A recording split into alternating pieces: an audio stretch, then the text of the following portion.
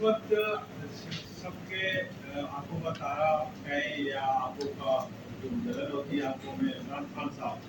ان کی سیاست کو آپ کس طرح سے دیکھ رہے ہیں؟ اس سے کس سمت میں لے کر جا رہے ہیں ملک کو، ان کی سیاست کو؟ دیکھیں، میں تو بات کرتا ہوں کہ ملک اس وقت کسی بھی طرح کی محاذ آرائی کا متحمل نہیں ہو سکتا، اور جو مجھے لگ رہا ہے کہ یہ آنے والے دنوں میں جو صورتحال ہے، یہ پولرائزیشن بہت بڑھ رہی ہے سیاسی اس میں بھی، اور پھر اگر ایک سیاسی جماعت اور اس کے حلیف ملک کے ریاستی اداروں کو اپنا مد مقابل سمجھ کے ان کے ساتھ تصادم کے راستے پر چلے جائیں گے، تو اس کے بعد تو یہ ملک مکمل طور پر ایک کانسٹیٹیوشنل مشینری کا بریک ڈاؤن ہو جائے گا، آئین کی مشینری کا مکمل بریک ڈاؤن ہوگا، تو اس کے بعد پھر ہم ملک کو کہاں لے جائیں گے اس کے بعد؟ تو میرے خیال میں اس وقت جتنا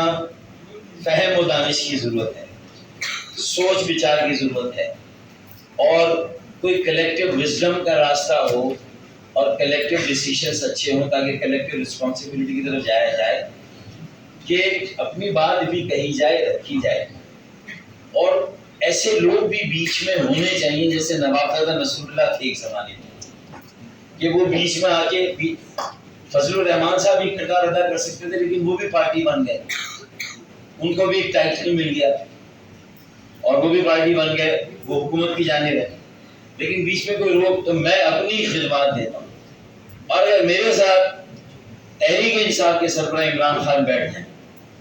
اور شہباز شریف بیٹھ جائیں تو میں گارنٹی سے کہتا ہوں کہ میں ان کے درمیان مصالحت کرا سکتا ہوں، ان کو ایسا راستہ نکال کے دے سکتا ہوں جس سے سانپ بھی مر جائے اور لاٹھی بھی نہ ٹوٹے۔ ڈاکٹر صاحب یہ بتائیے، سینئر سیاسی میں آفر کرتا ہوں اپنی خدمات۔